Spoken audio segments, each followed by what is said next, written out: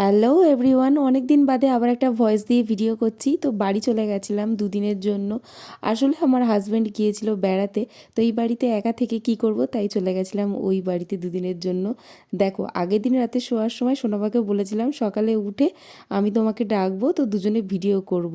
তো কি হয়েছে, ওই সকাল সকাল উঠে পড়েছে, উঠে পড়ে আমাকে ডাকছে। আমি এতই ঘুমেছিলাম যে আমি ডাকে সাড়া দিইনি। যাই হোক, ও তো উঠে সাইকেল চালাতে চলে গেছে। তারপর বলে, বোকা তোমার ভিডিওর জন্য করবে তো তো আমি একটু অভিনয় করে দিচ্ছি বলেই পরে মানে শুয়ে হচ্ছে কি ঘুমানোর অভিনয় করছিল, এই আর কি।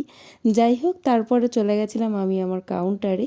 সেখানে ও আমার জন্য টিফিন নিয়ে চলে এসছে, আর ও যাচ্ছিল অ্যাবাকাসে।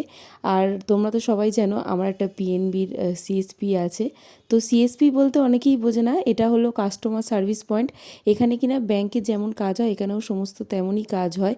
নতুন অ্যাকাউন্ট থেকে শুরু করে টাকা তোলা ফেলা সমস্ত কিছু। তারই মাঝে বৌদি দিয়ে গেল মিয়া আমরের চকো চিপস আর একটা চিকেন প্যাটিস।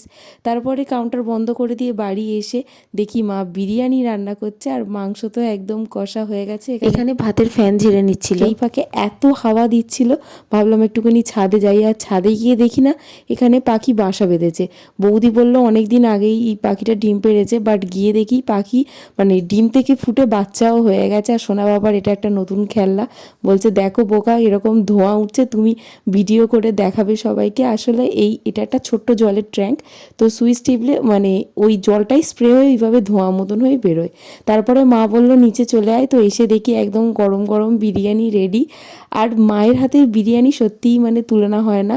এমনকি সোনা বাবাও বাইরের বিরিয়ানি খুব একটা খেতে ভালোবাসে না, মানে বাইরের বিরিয়ানি যদি দুগাল খায়, তো মা বিরিয়ানি করলে মানে ওর ঠাম্মি বিরিয়ানি করলে মোটামুটি ও পেট ভরে বেশ খায়।